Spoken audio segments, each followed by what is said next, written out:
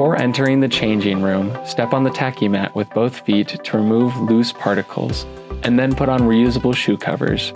Place the required bouffant cap over your head, regardless of whether you have hair. Make sure all of your hair is covered and use a hair tie if necessary.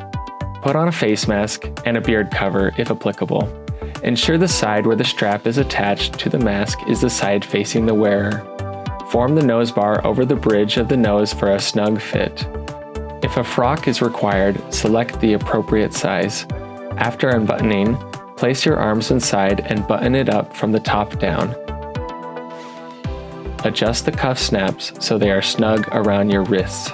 Put on an ESD wrist strap if it is required. Select appropriately sized gloves, picking them up from the cuff to avoid contaminating the fingers. Put them on, ensuring they are snug but not too tight.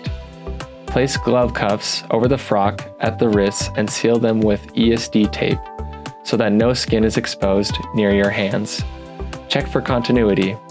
Leave a folded section of ESD tape at the end to help during degowning. Note that if your gloves become punctured or tear, simply put a new pair of gloves over the old pair and seal them with ESD tape. If required, select and clean a pair of safety glasses or goggles before putting them on. Goggles are required if handling flight hardware or when complying with sensitive cleanliness requirements.